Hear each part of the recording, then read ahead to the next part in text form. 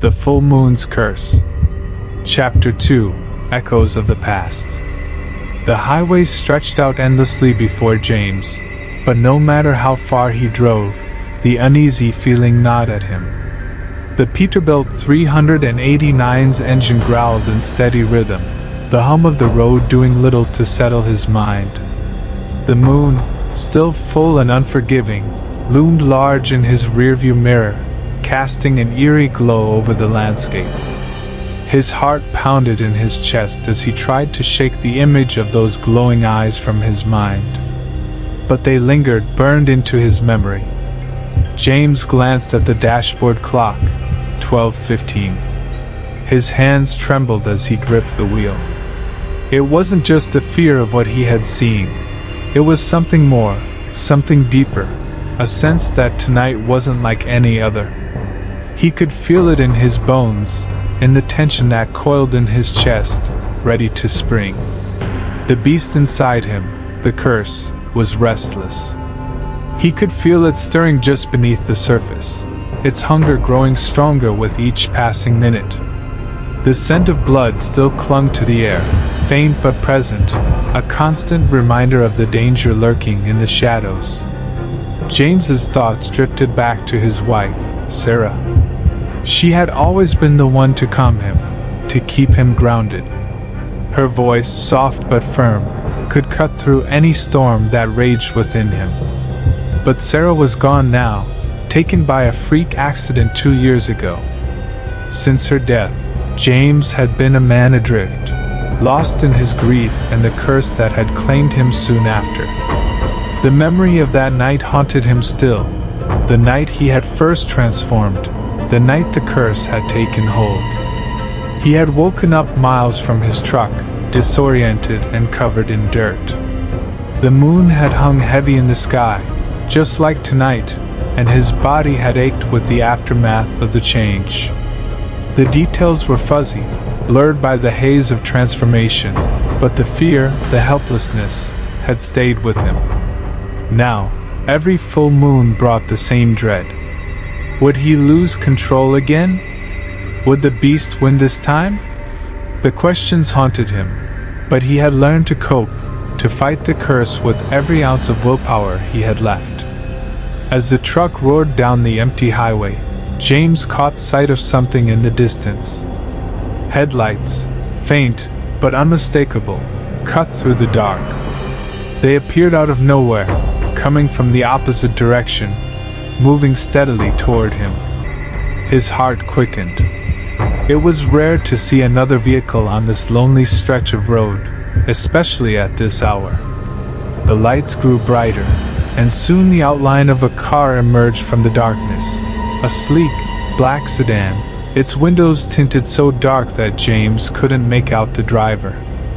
His senses prickled, the same instinctual warning that had saved his life more times than he could count. Something wasn't right. The car slowed as it neared, and for a brief moment, it seemed as if the driver was going to stop. James's pulse raced. Was it the same figure from the woods? Was it the creature following him? Just as the thought crossed his mind, the sedan sped up, shooting past him at an alarming speed. The roar of its engine echoed in the night, leaving a strange sense of emptiness in its wake. But James couldn't shake the feeling that something had changed. His gaze flicked to the rearview mirror. The sedan's taillights were nothing more than faint red dots in the distance now, but the unease clung to him like a shadow. He tried to focus on the road ahead, but something pulled his attention back to the rearview mirror. Those same glowing eyes, lurking in the darkness, just behind his truck. James's breath caught in his throat. The eyes, watching him from the shadows, burned with an intensity that chilled him to the core. His hands tightened on the wheel as the beast within him stirred, sensing the danger. The creature wasn't gone. It was following him. Without thinking, James pressed his foot down hard on the gas. The Peterbilt surged forward, the engine roaring as the truck picked up speed. But no matter how fast he drove, The feeling of being watched, of being hunted, grew stronger. Suddenly, the truck's radio crackled to life, breaking the tense silence with a burst of static. James jumped, his heart leaping into his throat. He hadn't touched the radio in hours. The static faded, replaced by a faint, ghostly voice, distorted, barely audible, but unmistakably there. James. The sound of his name, whispered through the crackling static, sent a shiver down his spine. He reached for the radio, twisting the dial in a desperate attempt to clear the signal. But the static only grew louder, more chaotic. The voice, if it had been real at all, was gone. But the fear it left behind lingered, sinking deep into his bones. His mind raced. Had he imagined it? Was the curse playing tricks on him, twisting his reality, making him doubt what was real and what wasn't? Or was it something else, something darker? James shook his head, trying to push the thoughts away, but they clung to him like a fog. The glowing eyes, the whisper on the radio, it all felt too real to be coincidence.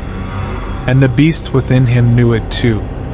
The road ahead seemed to stretch on forever, the darkness pressing in on all sides. The moon, now higher in the sky, bathed the landscape in an eerie, silver light. The trees lining the road seemed to shift and sway, their branches reaching out like twisted fingers, as if they were alive, waiting for something, waiting for him.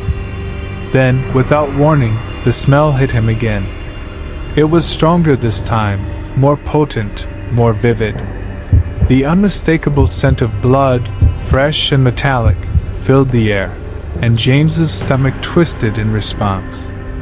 His pulse quickened, and the beast inside him growled, its hunger rising with every breath.